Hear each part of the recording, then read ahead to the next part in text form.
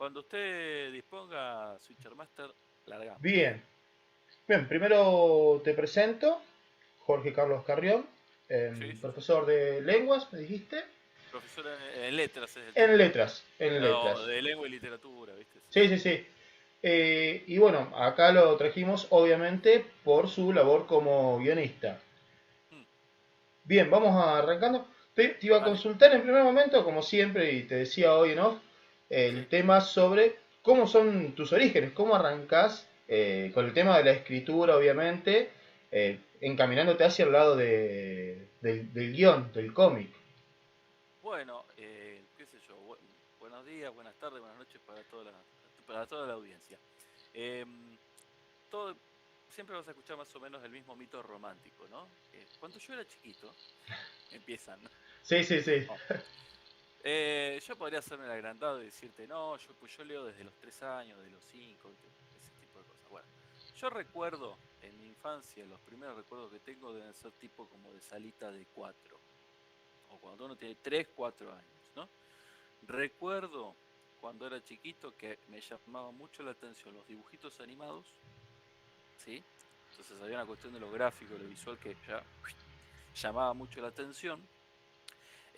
Recuerdo también que tengo un primo que es 9 años mayor que yo. Yo soy del 83. En ese momento, cuando yo era chiquito, vivía a 50 metros de unos tíos y estos tíos tenían una biblioteca inmensa. Paredes, ¿viste? Las paredes forradas de libros. Sí, sí. Y mi primo en particular en su habitación tenía su biblioteca. Y su biblioteca estaba llena precisamente de eh, o de historietas o de libros con ilustraciones. Entonces como que viste que lo primero que te llama, viste que uno compra por la tapa a veces. Sí, sí. Capaz que lo que yo digo es de viejo, porque bueno, ya del 80, pero es como en el videoclub, cuando estaba el videoclub y veías la portada, o los cartuchos de Family. Sí. Ay, Eso, ¿no? como era la miniatura del video de YouTube, viste que a veces ves la miniatura y decís, no sé si entro". Claro, compro, no compro. Hay una larga tradición de esto, ¿no? De las tapas de las cosas que te llaman la atención. Entonces siempre hubo una cuestión del orden de lo visual, de lo animado. O fíjate que te estoy refiriendo a videojuegos, te estoy refiriendo a dibujitos animados, te estoy refiriendo a cine, no solamente literatura, ¿no?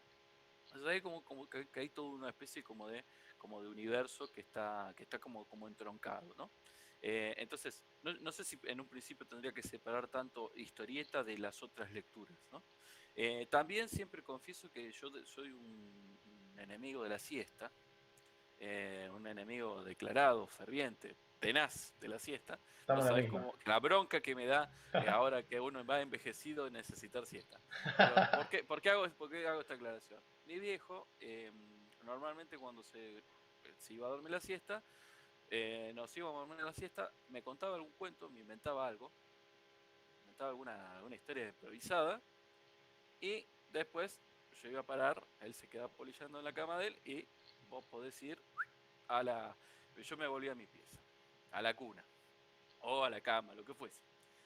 La condición era que mientras mi viejo dormía la siesta, yo me podía quedar despierto, pero no tenía que hacer despiole. Decime qué actividad más tranquila, qué revolución más silenciosa, sino la lectura. Lo que pasa es que yo recuerdo que tenía unas Disneylandia, revistas Mickey Mouse, alguna cosa por el estilo, algunas Condorito, y yo recuerdo esto, no sé por qué las enganchaba de la palabra, dice la palabra fin, el cartelito fin, no, yo no sabía leer en ese momento, Sí, sí. leía la semana, fin, entonces empezaba de ahí, iba para atrás. Es como si me prefigurara que voy a ser un lector de manga, ¿viste? Se Sí, lee sí. en otro orden. Así que, en términos generales, en ese mejunje de chico de los 80, que además nació, o sea, vivía en no era una chacra, pero estaba rodeado de chacras, y digamos, había muchas hectáreas de pasto, álamos y ese tipo de cuestiones.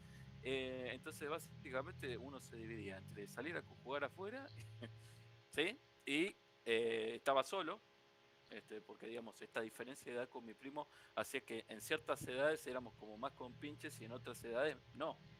Sobre todo cuando éramos chicos y él digamos, ya era adolescente, entonces es como que funcionaba como mi hermano mayor, pero no, digamos, para otras cuestiones, si bien la escuela me quedaba cerca y todo lo demás, siempre disfruté mucho de la soledad, ¿no? Y en esa soledad la compañía muchas veces estaba dada en este tipo de cuestiones, de productos de ficción, ¿no? Entonces un poco por ahí hay como una especie como de caldo de cultivo. Yo creo que más o menos cuando estaba en sexto o séptimo grado, ahí empiezo a dibujar. O sea, empiezo a dibujar y a intentar hacer tipo de historietas con hojas de carpeta chiquitas. O sea, autor integral era. Sí, sí, Entonces, y suponete que desde ese momento hasta más o menos los 15, 16 años, o sea, sería tercer año del secundario, seguía dibujando.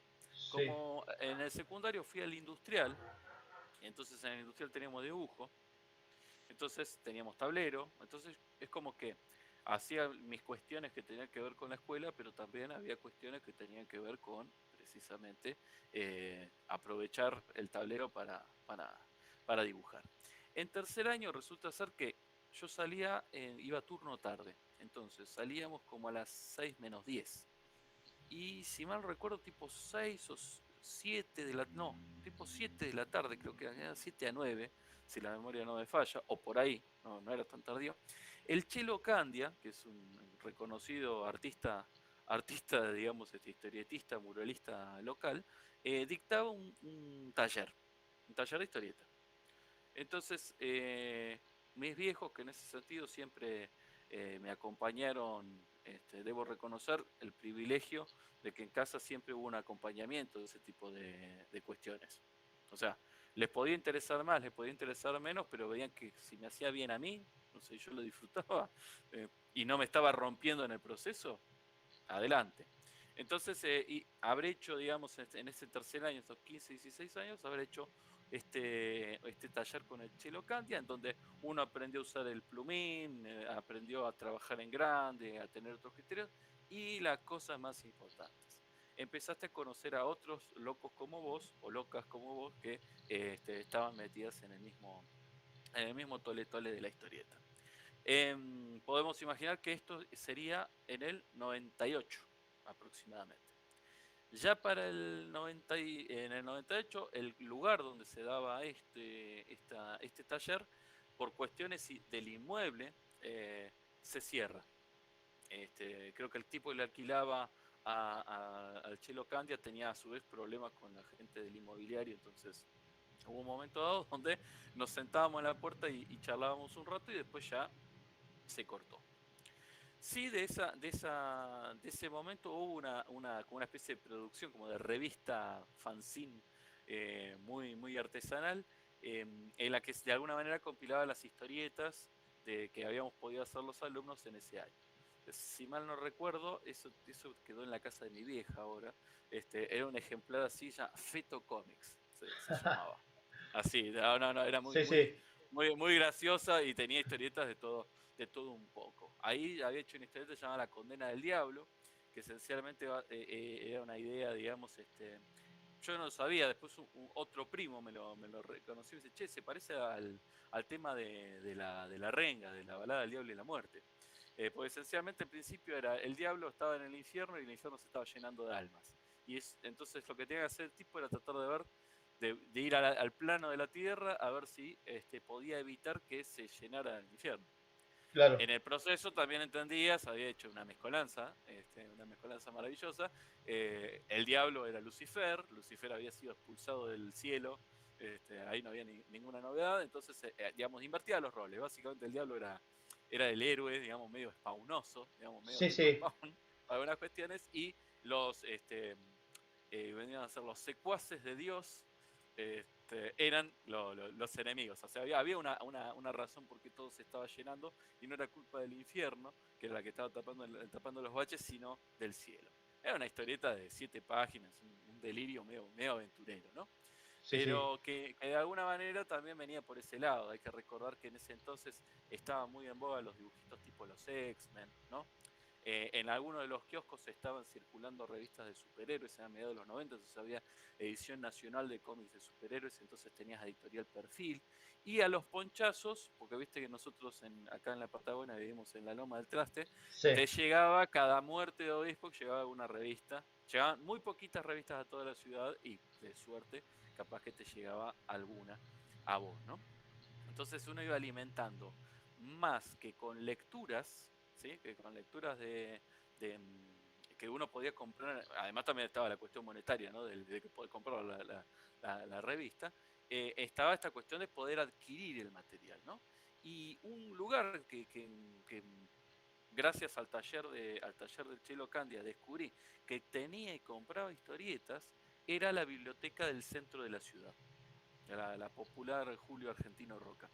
Esa, había una sección infantil donde tenía historietas infantiles, donde tenía Asterix, tenía Tintín, por ejemplo, historieta francesa, Sí. franco-belga.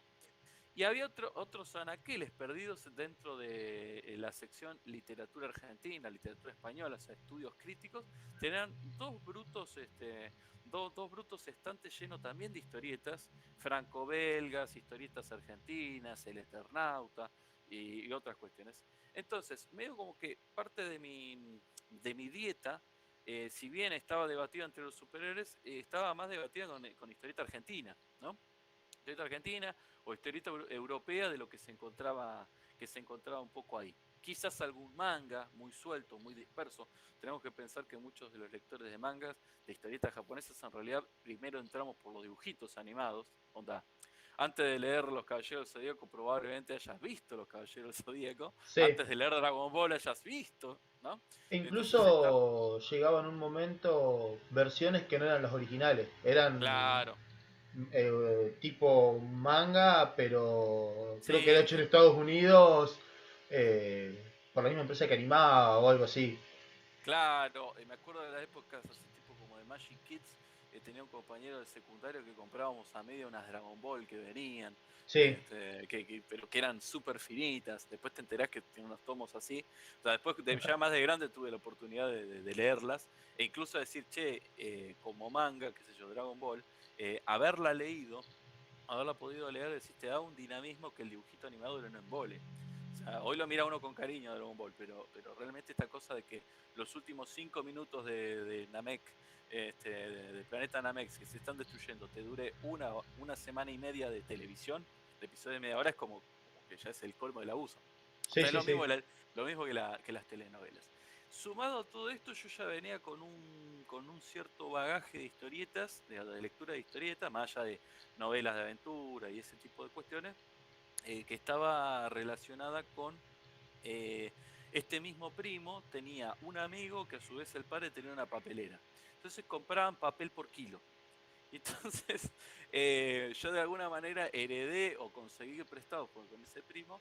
Él se trajo una bolsa de estas inmensas, llena de revistas El Tony, llena de revistas D'Artagnan, Fantasía, que al padre de este amigo se las habían vendido para papel, para reciclado. Pero las historietas estaban impecables, o sea, no estaban alguna tapa rota, pero no mucho más. Entonces, de alguna manera también entré en el mundo de las aventuras gráficas, de las novelas gráficas completas de Columba, El Tony, D'Artagnan, habitualmente, ya eran a color, así que eran historietas como de los años 70, 80.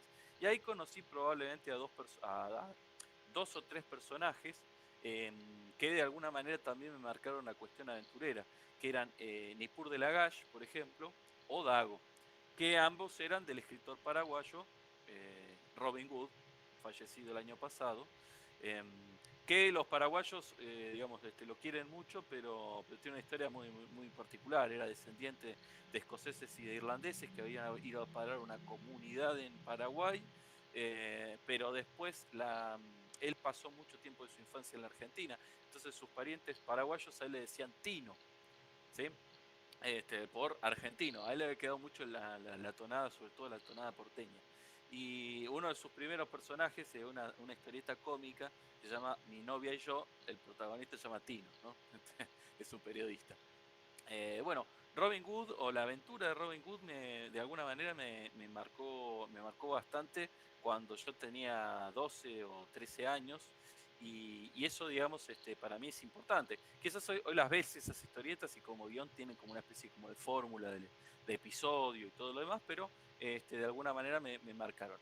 Quizás esporádicamente alguna Fierro me llegó en ese reparto, esporádicamente alguna revista El Tajo, que eran más o menos como imitadoras de la Fierro de los años 90, pero hay que pensar que en los años 90 se fue la industria, la chiquita, la pequeña industria editorial que había en Argentina se fue al mismísimo demonio como otras cosas, ¿no? Sí, sí, No, sí, no estoy hablando ni siquiera del momento de la crisis del 2001, estamos hablando un cacho antes, ¿no? Había una sí, editorial que era la editorial La Urraca que nucleaba todo eso, es como que era la madre digamos, la casa matriz de Cazador, sí, la casa matriz de, ¿cómo se llama? Bueno, de la revista Humor y sus vertientes, ¿no? Que a su vez tenían historietas adentro, o sea, historietas y humor gráfico. A mí el humor gráfico me gusta, pero siento que a mí me interesa otra cosa. O sea, para leerlo está todo bien, pero para hacerlo uno, no sé si se me daría. Es como si me decís, ¿sos bueno contando chistes? No, como el culo. Capaz que claro. anécdotas más graciosas, sí. O sea, me defiendo un poco más, ¿no? Así que, en todo este recondo que yo te estoy haciendo, llega un momento clave, después del taller del Chelo Candia, que es 3 o 4 de los que íbamos a ese taller, nos seguimos conociendo. Entonces se nos ocurre, bueno, ¿por qué no hacemos una especie como de club del cómic? Esa básicamente fue la idea. Yo conseguí el espacio en una biblioteca, que en ese momento era una biblioteca reciente en Stefanelli, que es donde vivo, y entonces ahí hicimos como el primer club del cómic, que era justamente para conocerse, charlar, intercambiar, dibujar y ese tipo de cuestiones. El club ese duró un tiempo ahí en la biblioteca, después estuvo habitando lo que hoy es la boletería del Teatro de la Estación, en el centro en el centro de la ciudad, en el centro comunitario de Stefanelli, y bueno, después como que a partir de ahí es como que quedó consolidado como una especie de grupo de amigos que estaban, a todos en mayor o menor medida les gustaba leer historietas, pero no había que, digamos, grandes productores de historietas. Todos dibujábamos, de qué sé yo, pero como que no, en ese sentido no, digamos, no prendió tanto la mecha de la producción, ¿no? A todo esto, yo te había dicho, todo esto arrancó en el 99, crisis del 2001, mediante, y yo termino el secundario. Varios de los que íbamos ahí al club terminamos el secundario y bueno, también la vida nos fue como separando digamos, a ver qué miércoles que queríamos estudiar. claro. Eh, yo ahí tengo que tomo una decisión, o sea, yo sabía que cuestiones industriales, si bien me siguen gustando, no me interesaban para mi vida profesional, pero sí había descubierto, yo soy técnico en computación, egresado del industrial. Y como esa estaba medio armada de los ponchazos, la vamos a ser sinceros, esa carrera, esa modalidad del industrial estaba armada de los ponchazos, tenía mucho geografía económica, tenía historia, tenía literatura, Sí, sí, entonces, sí, que por ahí no servía sí, mucho para la reparación y eso de PC, o el uso de la PC. no, Sí, o sea, también. yo por ejemplo siempre reconozco, esto se lo digo a mis estudiantes, pero de lengua y literatura. Yo aprendí a aprender a programar, por ejemplo, ahí, digamos, pues básicamente uno de los caminitos que tenías era aprender programación. Me enseñó a ordenar un montón de cosas en mi vida y en mi labor profesional. O sea, lo mío tenía que ver con el lenguaje, no con el lenguaje de programación, suponete, ¿no? Sí, sí, Pero, por ejemplo, algo que uno aprende en programación es hacer trabajos tipo con diagramas de flujos, ¿sí? Que en definitiva los libros tipo Elige tu propia aventura, otra de mis grandes influencias, los libros juego, ¿no? sí, sí, sí. De alguna manera te van ayudando. Así que como que hay todo un montón de cositas que van fortaleciendo lo que vos vas a hacer después. Y es como una especie de conjunto de cositas, ¿no? Como un rosario con cuentas que se van juntando y decir, bueno, están todos más o menos en la misma, en la misma zona. O sea, siempre hay puntos de contacto, ¿no? Entonces, ¿qué hago? Me voy o a estudiar, digo, artes plásticas en el IUPA o letras o historia. Y bueno, ganó letras. Letras tenía como... Me ofrecía un montón de cosas. Sí. ¿Sí? No, todavía me sigue ofreciendo un montón de cosas letras en la ciudad de Neuquén viajando, ¿no? Eh, entonces, ahí donde yo sigo dibujando un tiempo más, pero cada vez me convence menos mi estilo de dibujo para lo que yo quiero, o sea, para lo que yo quiero contar. Cuando empiezo letras, si bien letras la carrera no es que te estimula que vos te conviertas en escritor, sino que, bueno, lo que sí te da muchos insumos y lees muchas cosas y la cabeza se plaf, se abre, ¿no? Aún más. Sí, Entonces sí. tenés ideas. Y entonces hubo un tiempo, digamos, donde estuve escribiendo algunos cuentos, o sea, nada para andar publicando y nada por el estilo, pero como que, digamos, la necesidad de comunicar y contar cosas andaba por ese lado. Y tenía la ventaja que escribir es mucho más rápido. Lamentablemente yo pongo castillo en una noche tenebrosa, dibujar el castillo en una noche tenebrosa puede llevar un ratazo acá, dice tiki tiki y ya lo digamos, lo tipié. Después vino la carrera, o sea, ponerle pilas a la carrera y probablemente la última historieta que hice, que fue de alguna manera me surgió porque estaba cursando literatura griega, una de las literaturas griegas y habíamos visto la obra Medea, ¿no?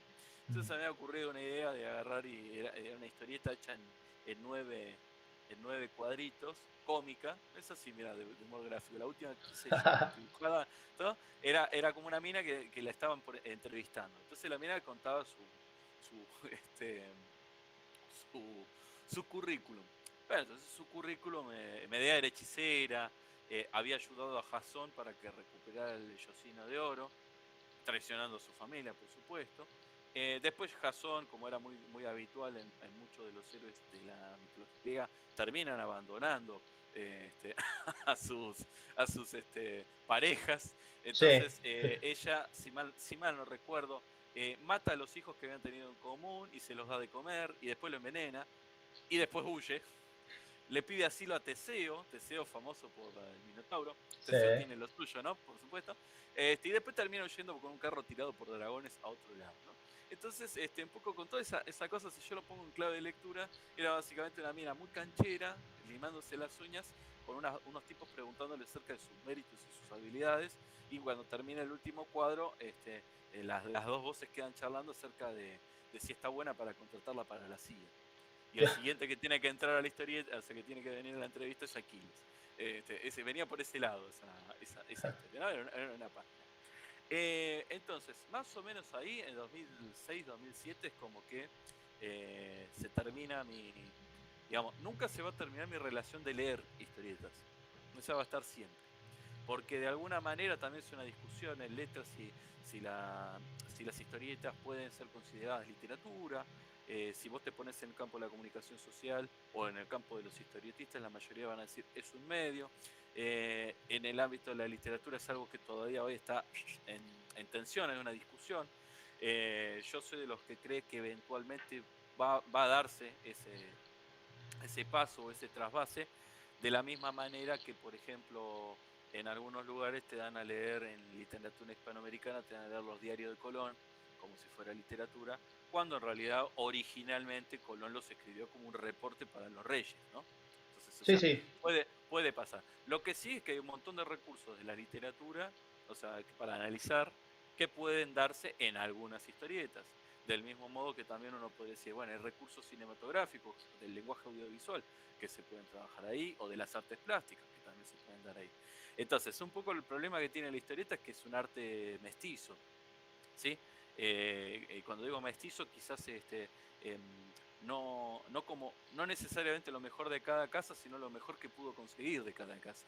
Ese proceso de mezcla. Entonces, por eso esta idea de literatura menor a veces, o de arte menor, que se suele dar, ¿no? Eh, Creo que con los años ha ganado mayor prestigio, pero todavía en el ámbito de la academia, cuando vos decís que en tu ámbito de investigación estás investigando historietas, y podrías estar investigando otras novelas, ¿no? Hubo, hubo, Poesía.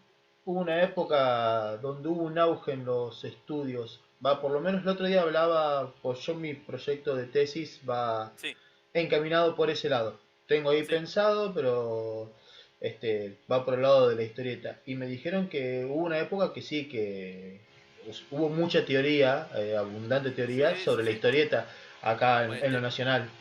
te pongo un caso, amigo y compañero de trabajo y que lo conozco justamente del club del cómic, Matías Sigot, hoy por hoy está escribiendo una tesis doctoral de literatura sobre historieta patagónica, ¿sí? Va a ser la primera.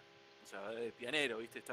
Es que es tan reciente que, ¿viste? Como que está rompiendo, hay que estar rompiendo las paredes. Entonces, por ejemplo, en Córdoba hay mucho desarrollo, digamos, de estudios de teoría, en Buenos Aires, en la UBA, en comunicación social también.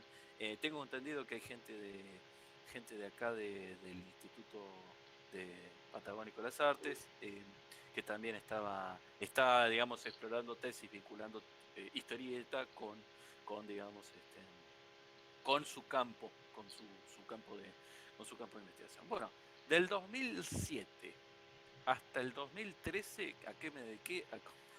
A haberme recibido, conseguir trabajo, más o menos asentarme, estudiar comunicación. Ahí empecé a estudiar en el 2009, 2010, empecé a estudiar comunicación social, entonces empecé a capitalizar lo de letras más lo de, ¿cómo se llama? Más lo Como- nuevo de comunicación, ¿no? De comunicación social. Y después, bueno, se me dio la posibilidad de empezar a trabajar en la universidad como ayudante de prácticos. Y ahí, digamos, es como que comunicación quedó ahí. Pues la estaba haciendo como de juguete, si se quiere. O sea, para mí era muy entretenido, muy divertido. Me permitió aprender cosas que tienen que ver con otro ámbito que me gusta mucho, que tiene que ver con la locución, con la producción radiofónica.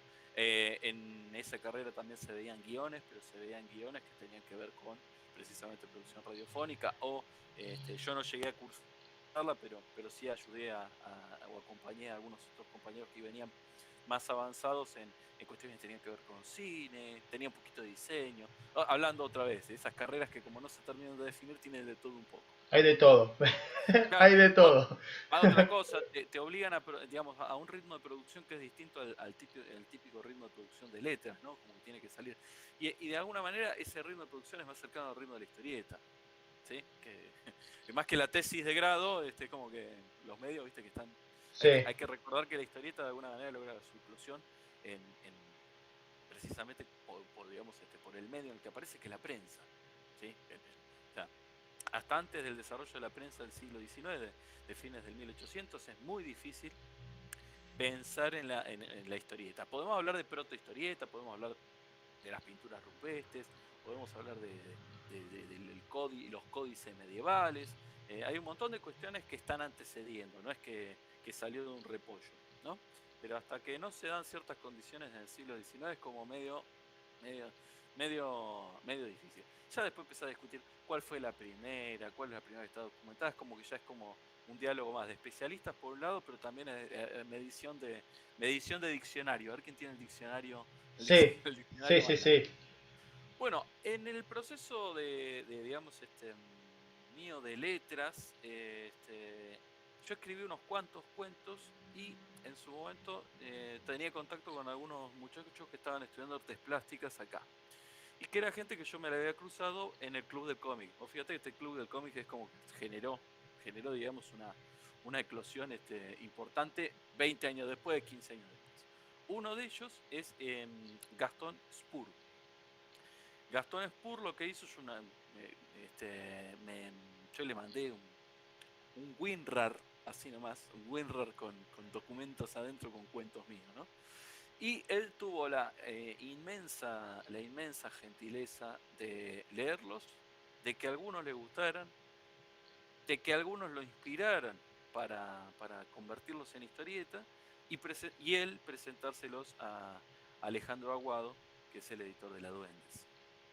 Entonces, allá por el 2013, él se comunica conmigo y me dice, mira, hice tal cuento, tal cuento, tal cuento y tal cuento, estoy haciendo adaptaciones y qué sé yo, y vamos a empezar a subir páginas a, una página semanal o un ritmo de ese estilo al blog de Historieta Patagónica.blogspot, que era el blog que usaba la Duendes para difundir eh, material no solo de la Patagonia, sino de artistas de distintos lados, ¿no? Estamos hablando 2013, si bien el blog ya existía como medio, es como que todo bastante novedoso, ¿no? Entonces ahí, digamos, de alguna manera soy guionista, pero no tan formalmente. Es decir, mis cuentos que de alguna manera fueron escritos y pensados muy visualmente, y por eso elegí esos cuentos para que los mirara, de alguna manera a él lo motivaron a, a adaptarlos. Entonces todo lo que tiene que ver con decisiones de encuadres, cantidad de páginas y todo lo demás, ahí de alguna manera es Gastón quien, quien digamos, decidió eh, digamos, cómo dosificar, cómo narrar esas historias, ¿no? Todo esto que yo te estoy diciendo se puede, si vos pones Yoyo más Spur como escuela, Spur, Sí, en la página del Historietas Patagónicas, después igual te paso, te dejo el link por si querés pásamelo, sí, sí, sí. dejarlo pegado, perfectamente se pueden encontrar esas páginas. Eso se puede leer, todavía están ahí. Esto estamos hablando, suponete sea del 2013 al 2015, entre pitos y flautas. Este, ahora no te podría decir cuántas historietas son, eh, por lo menos 6, 5, 6 seguro. Lo que pasa que de extensión variable o de páginas variables. En ese mismo blog conocí a una chica que se llama Elizabeth Seal, una artista magnífica, ahora está trabajando para afuera, que le hice, digamos, por así decirlo, el tirito de hacer una historia. Creo que la pasamos bien, lo que pasa después no se dieron las circunstancias para seguir laburando, que también está en la Duende, se llama Enemigos. Básicamente la premisa es muy sencilla.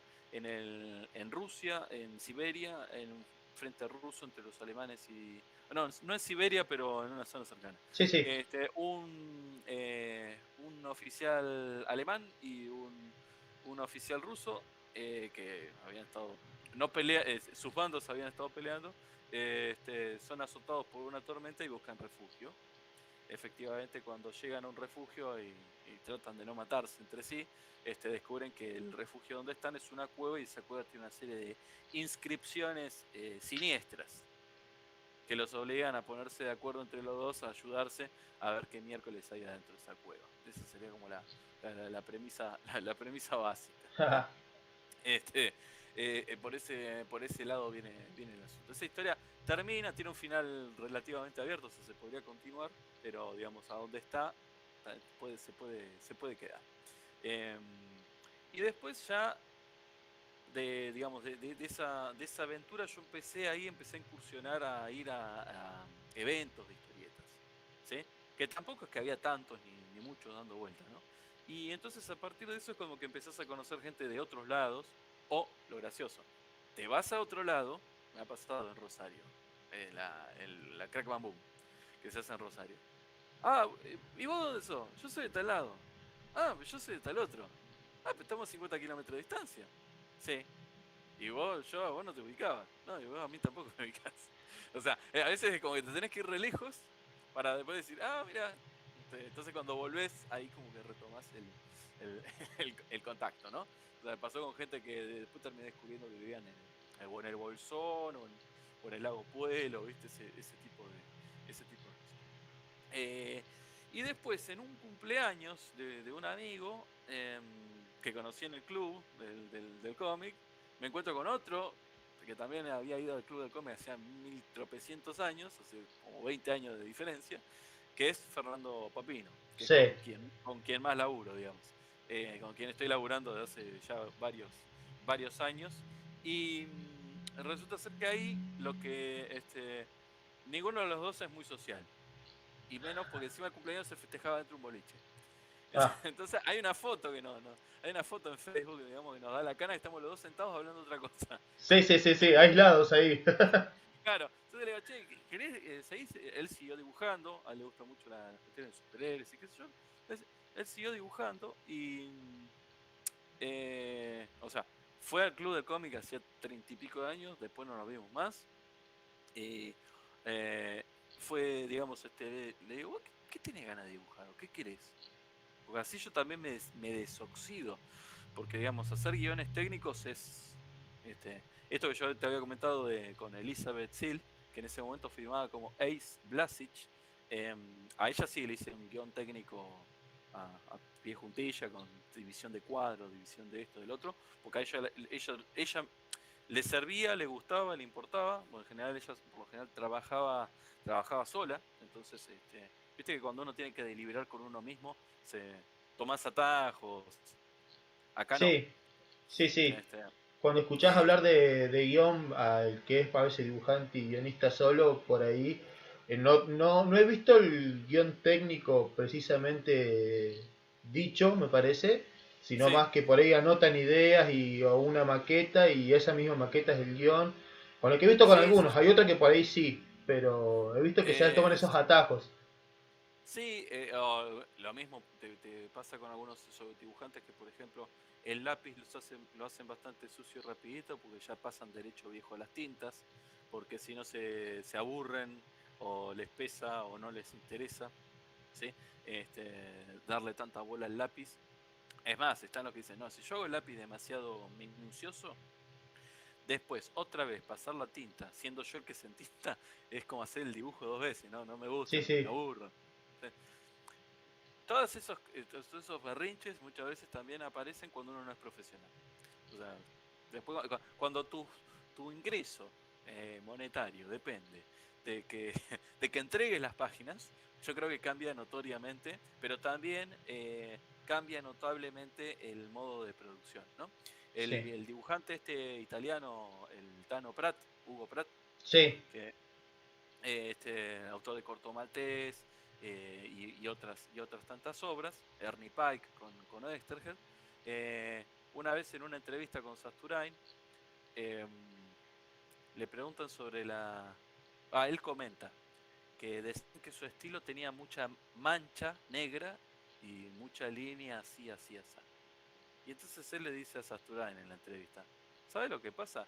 Que en esa época, si yo hacía tantas páginas por mes, pagaba el alquiler, pagaba todo. Así que, nada, ¿qué mancha? O sea, la mancha era porque la mancha me ayudaba a resolver rápido ciertas, ciertas cuestiones y sacaba más páginas digamos, por mes. Y sí, eso era sí, más sí. guita, Sí, ¿no? pasa Entonces, con mangakas, he visto eso también que dicen a veces, sí, de sí, sí. que... Sobre todo si no tienen asistentes. Bueno, algo que muchas veces no se ve, no se sabe. Es raro que un guionista tenga asistente, no es tan raro que en un proceso, digamos, de, de estudio, o sea, de que haya un estudio y estén laburando, no es tan raro que algún dibujante tenga algunos ayudantes. ¿Sí? Que de hecho esos ayudantes se van fogueando, lo van ayudando a hacer fondos. En algunos casos, si hay que producir muy rápido, dibujan todo y viene el coso y le pone la cara, las manos, que viste que las caras y las manos son como elementos súper distinguibles de los dibujantes, ¿no? Sí, Entonces ahí, digamos, se va dando esa circunstancia. Bueno, con Papino él me tira una idea, me dice, yo tengo un sueño recurrente sobre esto, que lo otro, que pin, que pan. Bueno, probé escribir con una especie de cuento medio onírico, esa no está publicada en ningún lado, porque, digamos, de guión pienso que hoy no andaría, digamos, en estos tiempos, en tiempos de amplitud mental y temática mucho más diversa, queda muy machirulo. Es algo que, por ejemplo, es una inspección que uno hace todos los años sobre sus propios guiones, ¿no? Que decir, bueno, sí, estoy orgulloso, anda este guión, pero bueno, pasan estas cosas. Igual también soy un creído que hay ciertas historias que me parece que a veces es innecesario forzar o meter con una barreta ciertas cosas que no van. sí, O sea, o que no, qué sé yo. Estamos contando un conflicto donde está documentado que no había, no sé, mujeres. Entonces, eh, introducir un personaje puede ser interesantísimo ahí, ¿no? Puede ser interesantísimo como elemento, pero a veces también te interesa cierto rigor o no. Eso va dependiendo de cada circunstancia, pero uno tiene que hacer la introspección de ir revisando qué dice O sea, esto de ser sos comunicador social, si querés, de alguna manera, cuando estás haciendo alguna historieta, cuando sos artista, tenés algún tipo de incumbencia o responsabilidad. Explícita o implícita, ¿no? Tendrás artistas más militantes, artistas menos militantes, pero está ahí. Bueno, entonces con Fernando lo que siempre fuimos haciendo de alguna manera es trabajar sobre cosas que de alguna manera nos interesen. Se me ocurre una idea a mí o se le ocurría algo a él que quisiera dibujar y entonces me daba una excusa a mí para obligarme a sentarme y pensar en algún tipo de historia. Entonces, por ejemplo, ahí, digamos, quizás ahí me sale mi lado de profesor, ¿no? Un lado como medio pedagógico. Vas a ver que hay algunas historietas que tenemos con Fernando, que hay elementos que se repiten, que unos pueden ser propios del estilo de temático, lo que a uno le interesa, ¿no? Pero en otros casos hay objetos, sobre todo que cosas que tienen que ver con el diseño de ciertos, qué sé yo, objetos, ciudades, monstruos, lo que sea, que de alguna manera es como que la pongo en un guión siguiente como para que eso que aprendió, pues Fernando siempre decía, bueno, hay que aprender a dibujar, no, no vas a saber dibujar todo, no vas a saber escribir todo, pero es como que hay que ir practicando. Entonces a veces decís, bueno, che, acá hay 3 historias seguidas donde hay destrucción de ciudad. Mirá que bien en la tercera queda la ciudad destruida con respecto a las anteriores, ¿no? Entonces, empezamos a hacer algunas cositas por ese lado. Siempre los tiempos de producción de guiones son completamente distintos a los tiempos de dibujo. Hay épocas en las que Fernando anda más lento y hay veces que anda más acelerado. Hay veces que voy y lo pincho, le digo, hola, ¿cómo estás? Acordate, acordate tal cosa. Nada, en realidad muchas veces lo que hacemos es, nos ponemos de excusa algún concurso de evento que nos pone una deadline. Entonces me obliga a mí a escribir un guión, me obliga a él, y como normalmente yo aprendí a rotular, entonces el que rotula las historietas soy yo. En la rotulada me sirve para 2 cuestiones. Esto para otras personas, es un freak del control. No, me permite ver que el guión siga teniendo sentido, porque el dibujante no siempre el dibujante ve cosas que uno no ve. Es así de fácil.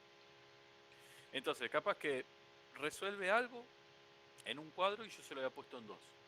O al revés. Resuelve en 2 cuadros algo que yo había puesto en 1. Y suponete que había un globo de diálogo ahí. Bueno, si yo lo veo y lo voy a rotular, yo ya sé ahora, digo, bueno, esto lo ajusto. Esto que decía este personaje, ¿tiene sentido que lo diga si total ya lo dibujó Fernando? No, lo elimino, menos texto, que sea más fluida la lectura, ¿no? Entonces, creo que, digamos, con la gente con la que he ido trabajando, con Fernando es que he tenido más diálogo más fluido. O sea, más fluido así como de finito.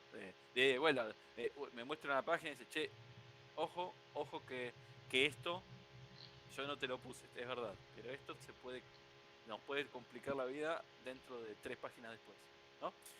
O sea, esos elementos, digamos, se van aprendiendo con el oficio, con la confianza, lo mismo que decir, bueno, yo ya sé que si pongo esto acá, sé que él se va a manejar, listo, a la mierda, no me preocupo. Pero también creo que una de las cosas que más me entretiene de hacer historietas es esto, de laburar en grupo, o sea, de- del intercambio, de que justifique irte a tomar una cerveza para poder discutir cómo resolvemos tal cosa. Después quedamos hablando de películas, de series, de juegos. O sea, los temas siguen dando vueltas por ahí. Bueno, con Fernando entonces mandamos una historieta a un concurso de un evento de historietas que se hacía en Viedma, que era la comarca Comics. Ahí obtuvimos una mención especial, la única vez que pudimos participar, porque después ya no hubo concurso de cómic. Pero la vez que pudimos participar salimos en mención especial, sería como un tercer puesto, ¿no? Pero todo ese tipo de cosas es como que te da cierto ánimo, ¿no? Te da Y un cierto aire. empujoncito. Te dice, che, a alguien le pareció que es relevante lo que estás haciendo, ¿no?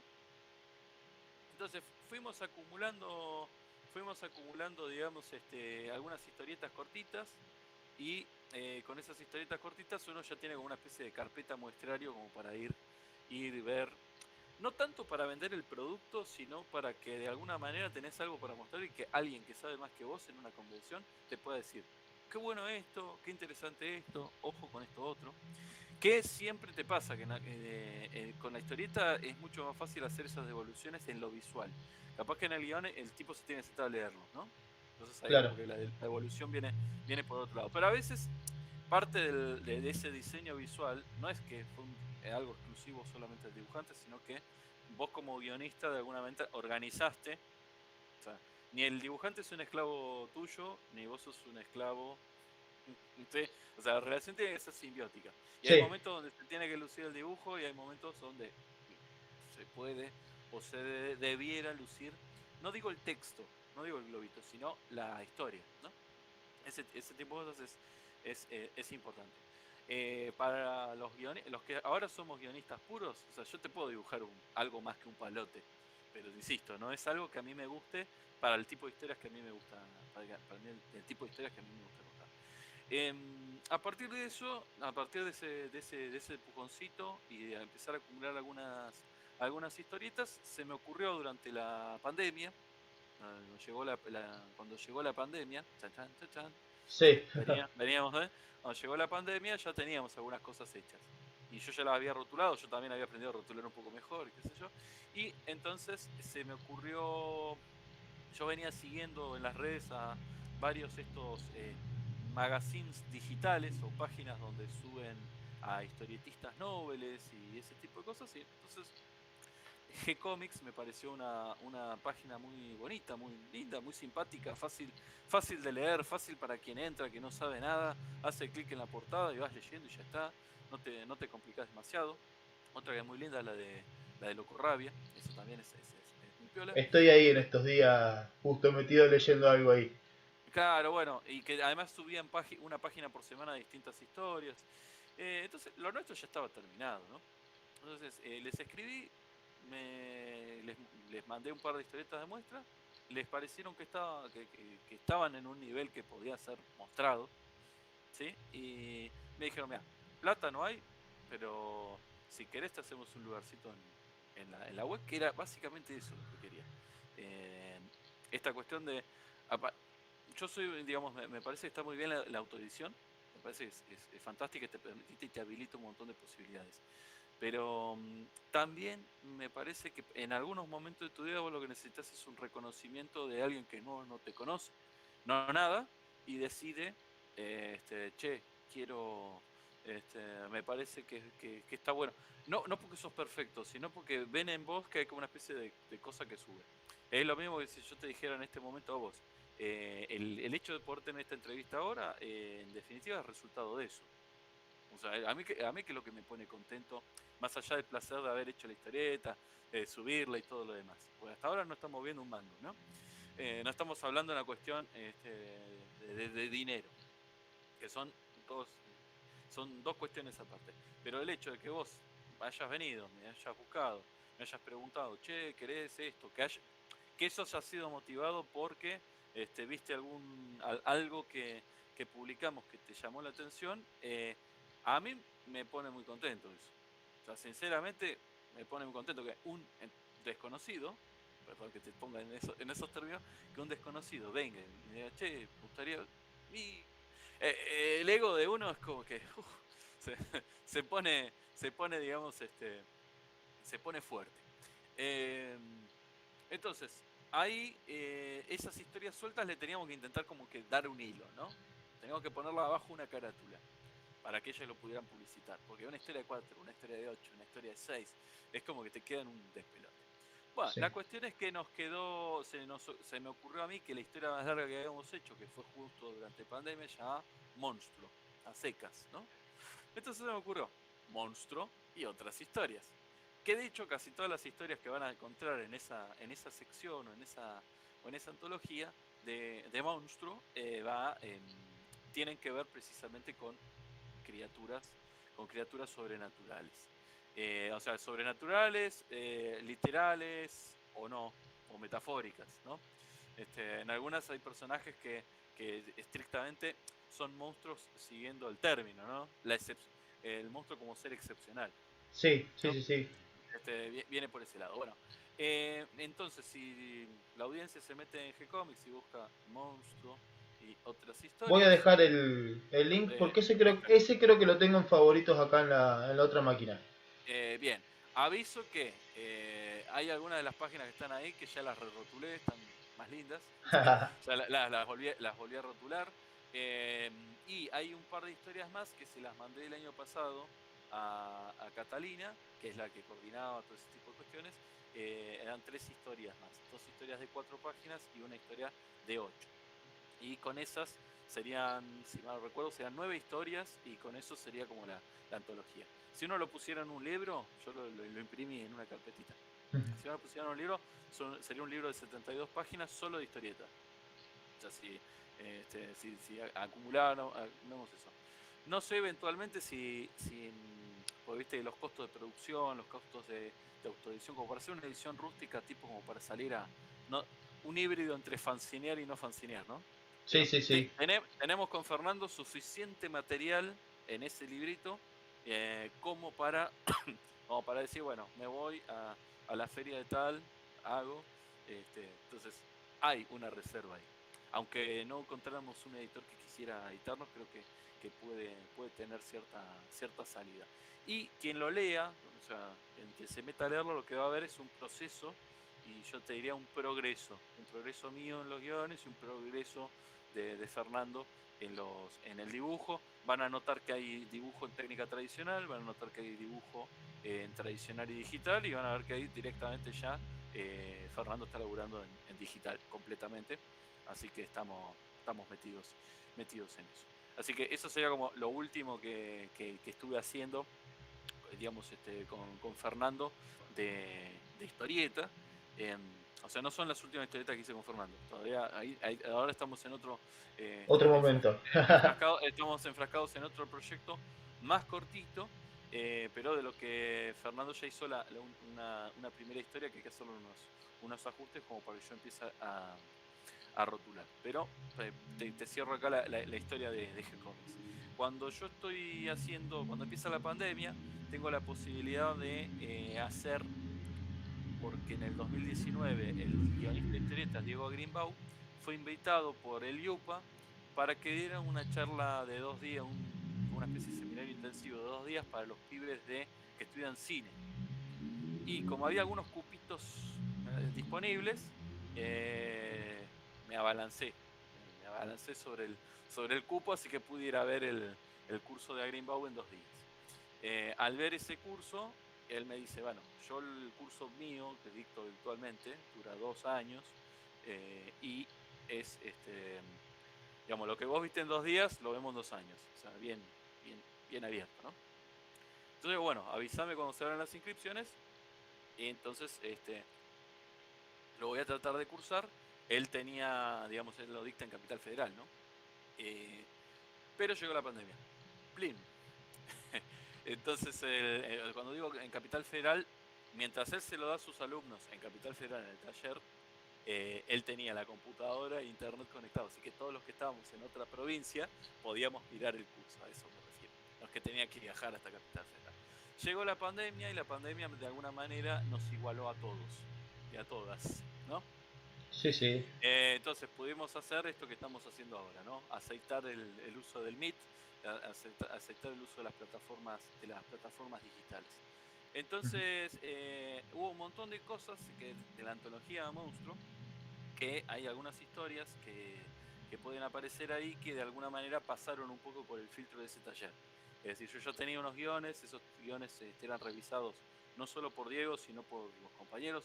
Yo tengo que reconocer ahí que el grupo de compañeros del taller de guión virtual, que había gente de Buenos Aires, pero había gente de Tucumán, había gente, digamos, que estaba cursando en Chile, en México. O sea, la ventaja de esto es que se vuelve internacional. Te ofrece una riqueza y una posibilidad de miradas que es muy buena, digamos, muy importante para uno, ¿no? De evoluciones, algunos de ellos eran guionistas, digamos, estaban aprendiendo a hacer guiones, otros ya eran dibujantes, pero están intentando perfeccionar, digamos, toda la cuestión que tiene que ver con el guión, y la verdad que fue como experiencia es muy buena. Entonces, más allá de que pueda hacerle el chivo al guión de Diego, eh, creo que hay un montón de cuestiones de aprendizaje, de aprendizaje formal, que yo recomendaría a la audiencia que si están interesados, que no son tan caros los cursos. Esta cuestión de la virtualidad te permite aprender y, y sistematizás y organizás cosas que capaz que tardás más, pero lo desculás por vos mismo. Pero es un camino mucho más solitario, que necesita que tengas una personalidad en la que te sentás muy disciplinada. Capaz acá, como vos sabías que una vez por semana te encontrabas con, y entonces de una semana para la otra te comprometías a haber hecho, a escribir algo, te ponen un ritmo muy, muy importante, ¿no? Entonces, hacer cursos y estar con otros es lo más importante, creería. Además, el placer de la construcción en conjunto. En este caso, guionista dibujante, grupo de guionistas, lo que sea, ¿no? ¿Mm? Sí, escuché del tema de los cursos, siempre recomiendan, aparte por esto mismo que vos decís, te vas encontrando también con gente, hoy por hoy con la virtualidad se vuelve mucho más rico porque tenés gente de todos lados, con la que si Bueno, pegás onda, tenés para mirá, intercambiar mirá cosas y eso. si te lo pongo como moraleja. Fui al curso del Chelo menos de 6 meses, conocí a la gente con la que hice el club del cómic, con gente con la que sigo laburando hoy, 20 y pico de años después. Cortita. ¿Me entendés? Es Sí, tan sí, fácil sí. como eso. O sea, me imagino que las cosas que fui aprendiendo con los chicos del taller de guión que hice con Diego Rimbaud, lo mismo. De hecho, ahora la idea es que como varios sí viven en la misma ciudad, pero el resto no, la idea es poder cruzarnos en algún momento a comer, no sé, un cacho de pizza, algo, a tomar algo. Entonces, ¿cuál es una de esas grandes reuniones? La Crackback de Rosario, ¿sí? Por ejemplo, como Sí, sí, puede sí. ser alguna otra convención. Yo lo que veo en las convenciones es la gente que se dedica profesionalmente a esto, que a veces es como un viaje de egresados. Es ir a encontrarse, y hay una especie digamos, fraternidad bonita en eso. Por supuesto, después también están las discusiones de egos que pasa con los artistas, con las bandas musicales pasa exactamente lo mismo.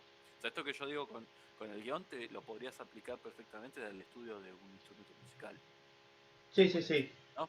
Esa sería la cuestión. Bueno, durante el 2020 también hicimos un experimento raro con Fernando, eh, sugerido justamente por Matías, que era lo siguiente. A mí se me ocurrió una historia larga que al final se nos quedó ahí en la nebulosa, sobre algo vinculado con Lovecraft, ¿no? Con el universo de terror de Lovecraft. Entonces, para los dibujantes existe una instancia que se llama el Inktober, ¿no? Que es una práctica en la que se te da una lista con una palabra por día. Y entonces los dibujantes lo que tienen que hacer es intentar ejercitar, hacer un dibujito inspirado en esa palabra por día. Un editor, dibujante marplatense, que es Diego Ridao, inventó una lista de 31 elementos que se llamó el Lovecraftober. Así. Entonces, como teníamos ahí, veníamos carburando algo de lo de Crastiano con Fernando, le digo, che, mientras se me ocurre qué mierda voy a hacer, ¿por qué no te. Ya él venía haciendo Inktovers años anteriores, le digo, ¿por qué este Inktober no te haces, en vez de la lista oficial, te haces esta? Que además te va a poner en práctica de criaturas, bichos, monstruos, ambientes, atmósferas, bla, bla, bla. Primer día de octubre, pone un flor de dibujo, me pareció espectacular. Y entonces este amigo, Matías, me dice, che, pero ¿por qué vos no, ya que Fernando dibuja y vos cada día te haces un textito de algo? Un poema, un cachito, digo. Bueno, dale, ¿sabes qué? Sí, dale, vamos, le mandamos. Entonces, yo estaba contando con el primer dibujo, digamos, ¿no?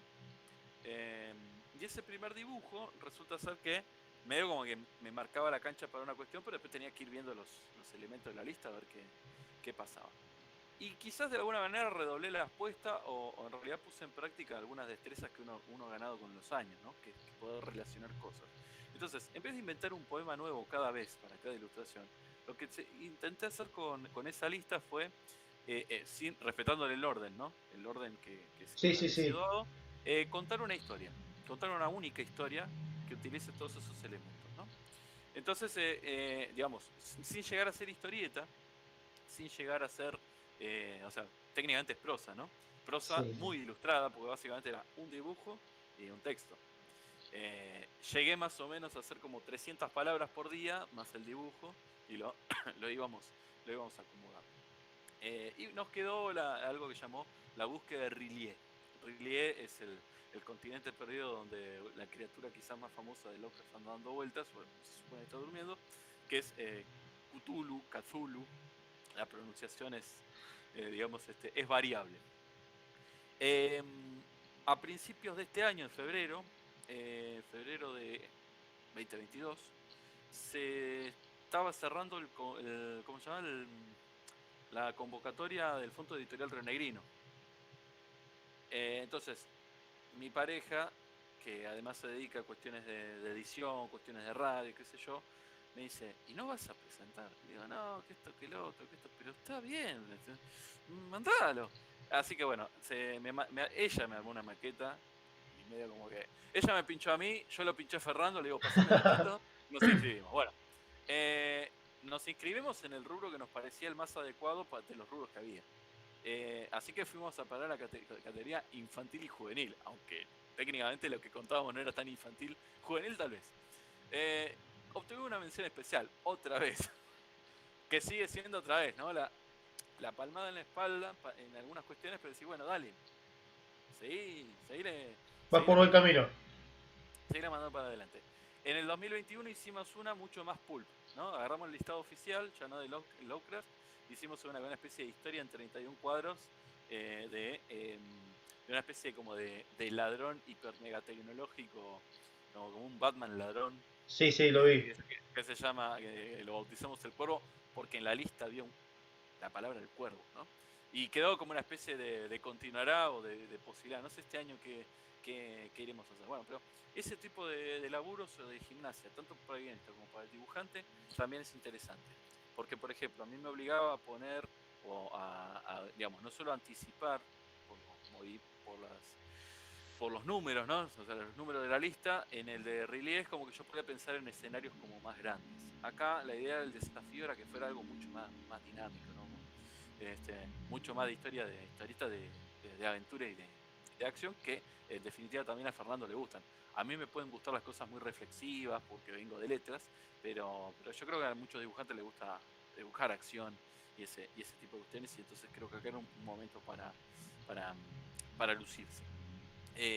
Así que bueno, por ese lado, digamos, historietil, no es historieta, pero le pegan el poste y te genera, digamos, cierto trabajo, así que recomiendo que como práctica la aprovechen. Gracias a esa cuestión pulp, este año hay un editor que es rosarino, pero que vive en San Martín de los Andes, que ha hecho una revista que se llama Salvaje Sur, y que lo que busca es reproducir literatura, digamos, tipo western, eh, utilizando la tipografía, ¿no? Parecen revistitas de los años de 1920, del siglo XIX. Sí, Incluso sí. hace los anuncios publicitarios con la carreta, ¿viste? Y Ah, entonces, un poema, una maravilla. Salvaje Sur ya tiene 3 números publicados, y tiene una variante que en vez de ser en el western es bandoleros y gauchesca. Entonces me convocaron para digamos, participar en algún número. Ya mandé un cuentito, por lo menos al editor le gustó, ahora tiene que pasar por el comité editorial, pero calculo que esa va a salir el año que viene. Digamos, está ahí, digamos, en la zona, sí, ¿no? sí. Ese tipo de cuestiones, así como recientes. Y después, en términos de historieta, ¿cuándo fue? ¿Ayer? Antes de ayer. No, antes de ayer. Antes de ayer terminé un guión con también para Fernando. La Crack Bam Boom hace un concurso todos los años de historieta. Son historietas muy cortas, son 4 páginas máximo. Y la temática de este año tiene que ver con la quema de los humedales. Entonces la consigna sería generar una historieta para generar conciencia sobre la quema de los humedales.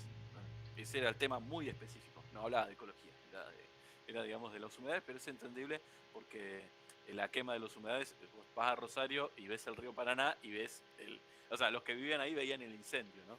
Sí, sí, sí. Ese tipo de cuestiones. Así que vamos a ver si llegamos, es para el 1 de julio. Si no llegamos, como nos ha pasado con otros concursos, no importa, pues la historieta queda hecha. Eso hay que decirlo, ¿no? Y va a parar a otro lado. También tenemos algunas historietas que han sido enviadas a algunas antologías, en algunas nos han respondido, en otras no nos han respondido nada.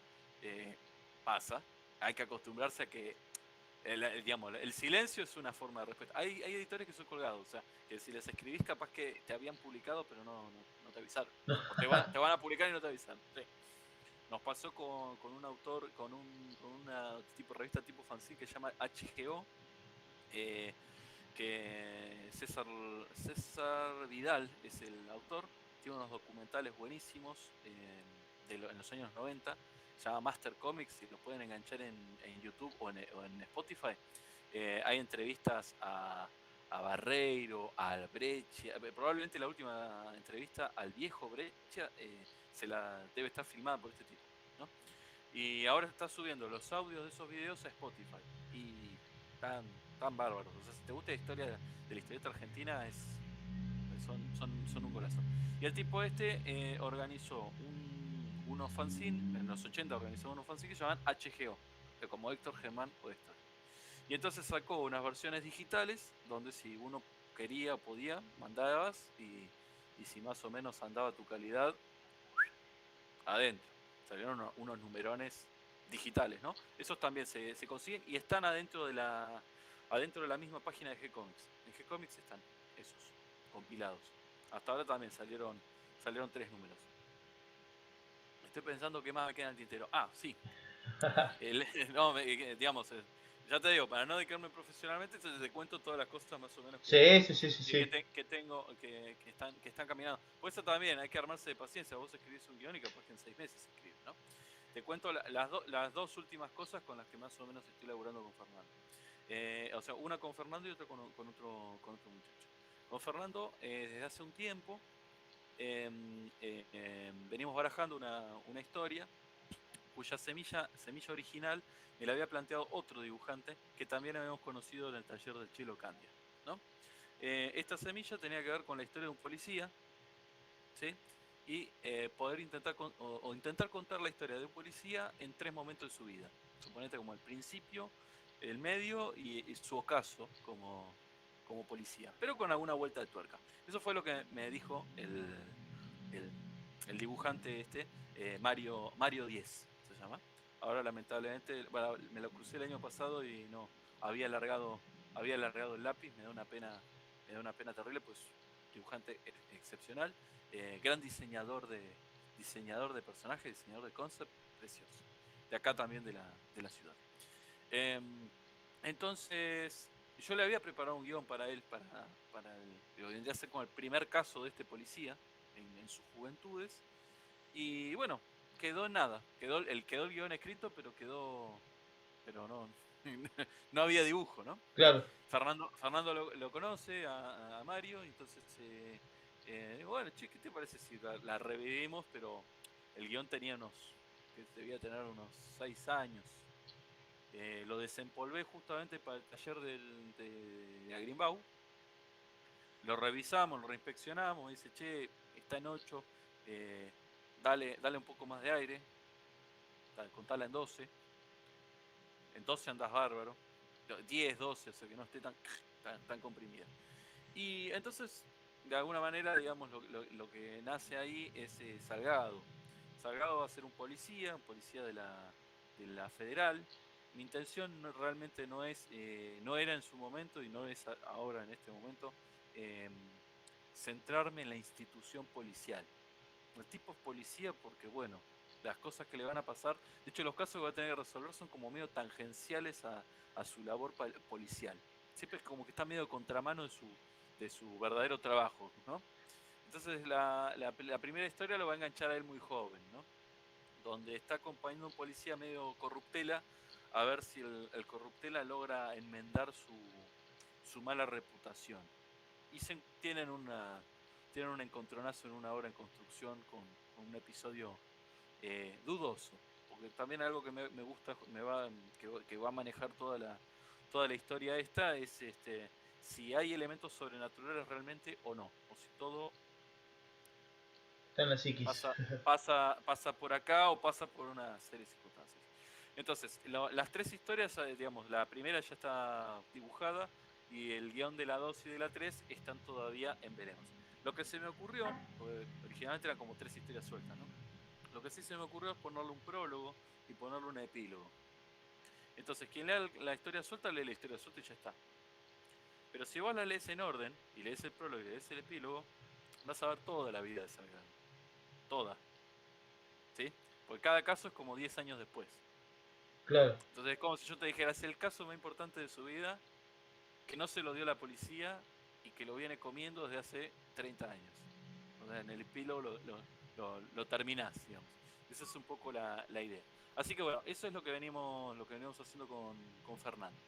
Y después, en diciembre del año pasado, se hizo un evento en Bahía, que se llamaba Bahía Historietas, y ahí tuve la posibilidad de contactarme, de charlar un rato, que lo lindo de los eventos pequeños es que somos poquitos y charlamos un montón, con un joven que se llama Ezequiel Capelo Lalia, que es nieto del inoxidable y eterno Horacio Lalia, maestro indiscutible de las adaptaciones de terror, que hablábamos de lo Lovecraftiano, ¿no? sí, sí, sí. Eh, y bueno, charlamos un poco, yo lo conocía a él de las redes y charlamos un poco y le digo, che, no sé, ¿querés? ¿Te interesa? Entonces le tiré una pequeña premisa de una historia medio policial, pero breve, ¿no? Porque la idea de siempre en este tipo de proyectos, esto también es una sugerencia para quien arranca, eh, de proyectos cortitos, pero que te permitan ir cimentando. O sea, historias cortas para ir cimentando. Si son muy cortas, a veces son como medio difíciles. O sea, hacer algo en 4 páginas que importe y todo lo demás. Pero suponete, 6, 8, 10, no más de 12. Entonces sería como una recomendación. No cansas al dibujante, porque también después alguien se tiene que sentar a dibujar eso, ¿no? Entonces no cansas al dibujante, vas fortaleciendo, te vas entendiendo con el otro, ¿no?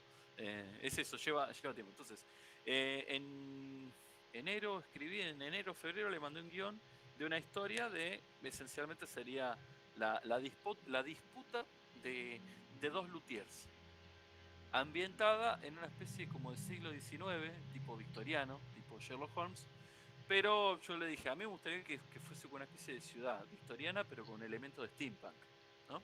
Sí, sí, sí, Elementos sí, de sí. sci-fi retro, ¿no? Sí, Y que la ciudad, y un poco la idea es que el eje vertebrador ahí sea la ciudad. O sea, las historias son historias de la ciudad esa, que todavía en mis anotaciones tiene potenciales nombres, pero en esta primera historia no tiene nombre, ¿no? O sea, todavía no está diciendo. Entonces, le digo, si te gusta, si nos interesa, si la podemos calzar en alguna revista de antologías, etcétera, etcétera, pues podemos decir, tengo otras historias adentro de esa ciudad. O, del mismo modo que hice con Fernando, de decir, monstruos y otras historias, y el hilo conductor ahí tenía que ver con distintos tipos de criaturas, aquí quizás el eje vertebrador podría ser las historias que ocurren adentro de esta ciudad. Como pasa con Sin City, sí, sí, pero sí, sí, sí. pero en clave victoriana y en clave, eh, digamos, en clave steampunk. O que la misma ciudad se vaya volviendo más steampunk. O sea, haya inventos, entonces vamos viendo las distintas eras de la ciudad. Así que también, este muchacho ya está dibujando, ya está trabajando con esa historia, me mandó las primeras 4 páginas. Encima, em, si bien trabaja en digital, le metes como cierta impronta, parece tipo las ilustraciones del siglo XIX, viste que eran tipo como grabados, ¿no? Sí, sí, Entonces, sí. viste, le da un poco esa impronta y esa estética, bien digamos, detallada con tramas y todo lo demás, así que un flor de laburo. Y bueno, es eso, o sea, a él me manifestó por lo menos que le gustó el guión y le gustó cómo le escribí el guión. Eso, eso también va ayudando. Tengo entendido que hay dibujantes que no le interesa que el guión esté re bien escrito, sino que le dé lo esencial y ellos se manejan. Como hay otros dibujantes que disfrutan, porque se sienten como el primer lector, ¿no? De la historia, entonces van haciendo esas cosas. Así que, más o menos, creo que te pude resumir, desde que empecé hasta acá.